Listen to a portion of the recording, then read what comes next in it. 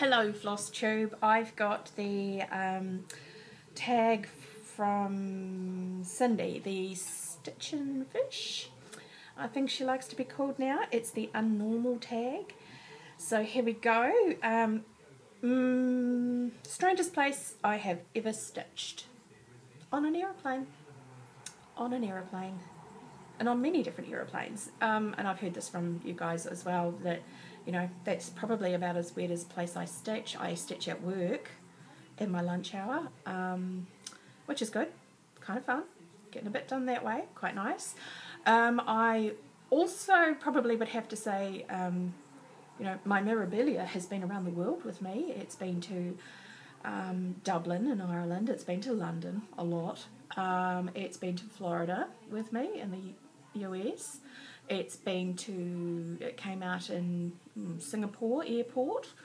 I also had it when I went on a working holiday with one of the families where I looked after just one small child. And, you know, playing in the snow wears a little girl out, so she was sleeping, I was stitching. So that was in Switzerland. We went to Zermatt, which is at the base of the Matterhorn, so that was fun. So really fantastic views. Open the curtains every morning. Whoa, Matterhorn. Very cold though, very cold. Not a fan of the cold and snow, but yeah, it was good fun. My next favourite hobby I would have to say is buying the stuff for cross stitch. Or buying the stuff for any hobby that I have. I do like quilting. When I say quilting, I mean the patchworking part of the quilting, and also buying the fabric for that. I have an addiction to buying fabric and floss. Not good. Can be expensive. But saying that, in times of austerity, which are coming up for me, I'm looking to do something about maybe buying the house I'm living in. So that will mean I'm going to have to be making the most of my stashes. So, yup. So buying now, really good. So yeah, my next favourite hobby was patchworking.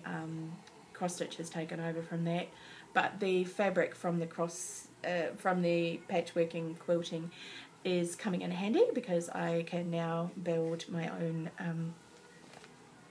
Q-snap covers, which, you know, grime guards.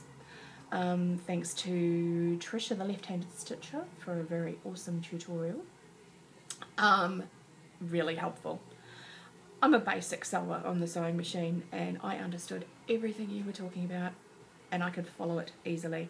So very helpful, very awesome. Thank you very much. So yeah,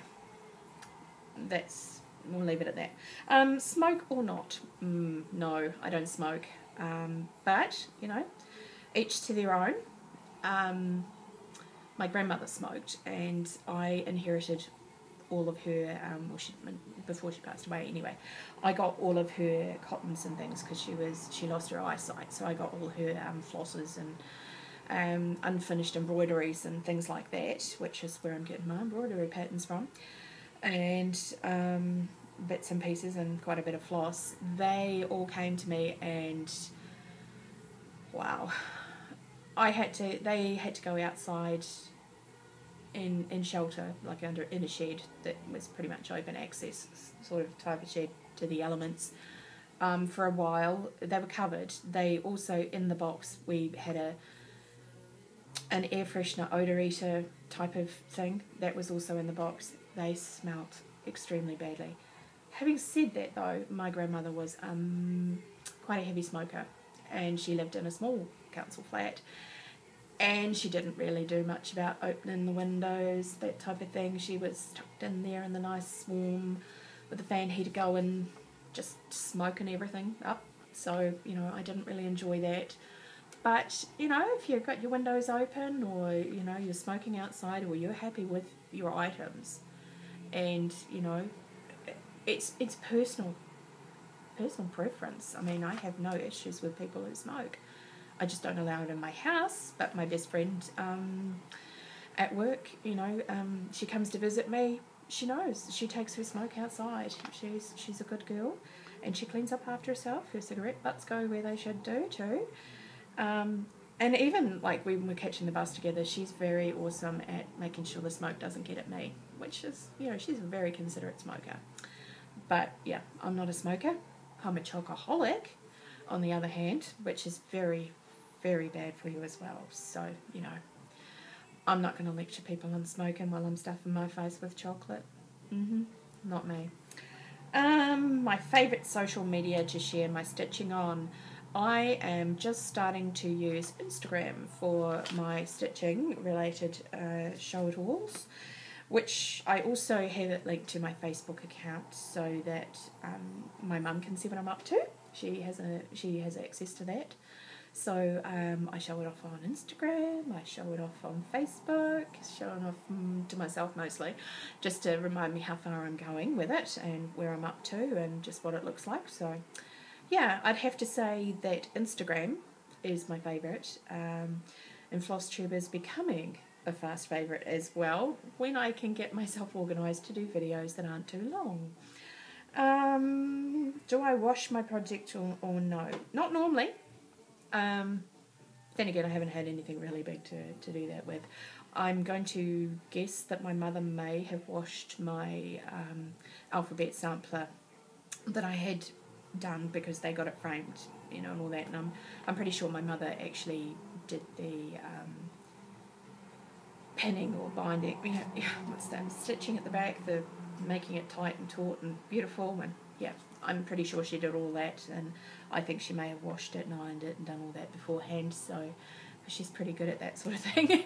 But after watching a couple of videos on how to wash cross stitch, I actually washed my Mirabilia, the Kiss one. I washed that after I took the beads off again, because they were wrong. I didn't do it right, it didn't look right. But anyway, yeah, I did wash it. I decided that she'd had 20 years of grime, not very good care, and travel.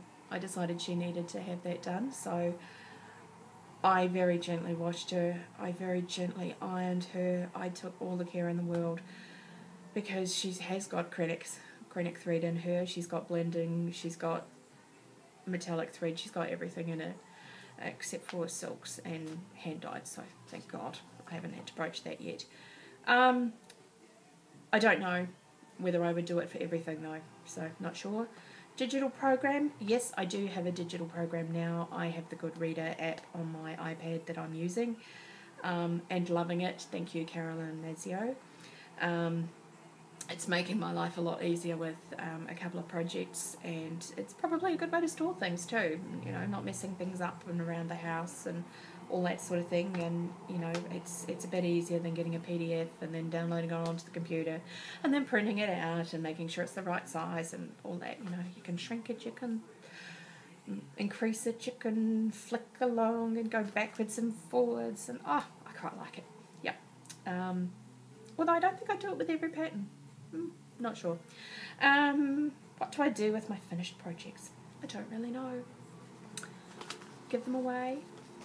Frame them? Make them into something? I'm looking at doing something with the doilies that I'm embroidering at the moment. I'm looking at the Houses sampler is going to get framed. That's going to be a gift to my brother and his husband, so that's going to happen. Yeah, you know, so give them away, do something with them. I'm not just going to leave mine finished and not going anywhere. I'm going to have a lot of stuff on my walls. Yeah, it's going to be nice. One way to decorate the house, maybe. I've got a hallway with not much on the walls. I've got a lounge with not much on the walls. I've got a lot of wall. I could do something with those. I may have to learn to frame myself. I've been watching some of you guys do those sorts of things, so it's not as if the help isn't out there. There's inspiration everywhere. Thank you, Tara C. and Caroline Mazio and anybody else. Organic Granny, I've seen a few things you framed. Pretty awesome. Yeah. Second hand, recycle those frames. Yeah, I think I'm I'm feeling empowered to do a few things with my finished objects. Yeah, I'm going to be out there and proud with mine. People are going to get sick of cross stitches for Christmas and birthdays, but hey, it takes me a while to get through them, so it's not going to happen every time.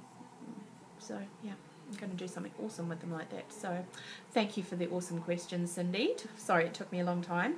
I actually did this video and another couple about a week ago. Too long, wouldn't upload, sorry. So I'd had to wait for another weekend before I got the gumption up again to give it another go. So yay.